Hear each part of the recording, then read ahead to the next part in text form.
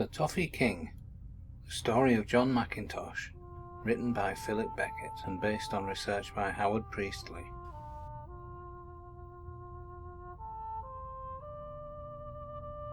The Yorkshire town of Halifax has several claims to fame, huge mills where carpets were produced and a bank that bears its name. But today we want to tell you all a story that's the truth of how John Mackintosh appealed to everyone's sweet tooth. So first, let's eavesdrop.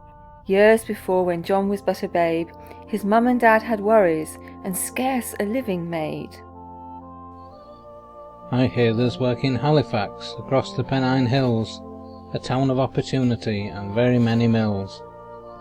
For work in Duckinfield is rare, on cotton we depend, and so America's Civil War means little is being sent.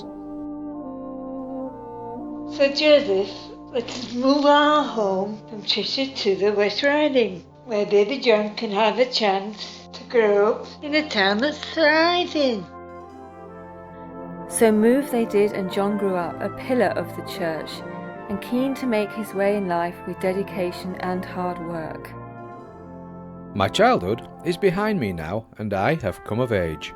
My sweetheart Violet Taylor and I resolved to get engaged. Our plans are to set up a shop to bake and sell our wares to hungry workers in this town who will be confectionaires. Our wedding was just days ago. We acquired a shop as well, so let us now decide upon a special thing to sell. I came up with a recipe in a pan upon the fire, with sugar and butter together. It took about an hour. To launch our product successfully, for of this toffee I am proud. I'll give it freely for a day, that should pull in the crowds. The toffee was an instant hit. It soon acquired some fame, and so began the making of the Mackintosh's name. Many people walked that way as they were passing by, and called in at the little shop some toffee for to buy. But then a bus was introduced, and many folks preferred to ride to work for twopence, but John was not deterred. So many of our customers used to walk along our street, but now the bus takes them right past. No chance to stop and eat. I asked a shop in Sowerby Bridge to sell our toffee too, and over time that strategy made sure the business grew. First Mackintosh's name was heard across the Yorkshire towns, and then its fame and fortune grew the country up and down. Our shop is just not big enough. We need a bigger place to make enough of our toffee. Let's find additional space. Then one sad night disaster struck. The factory caught fire and burned the premises to the ground. The business straits were dire. This is a setback, I can see, but I will not allow this smoke and flames to stall our plans. Of this I give a vow.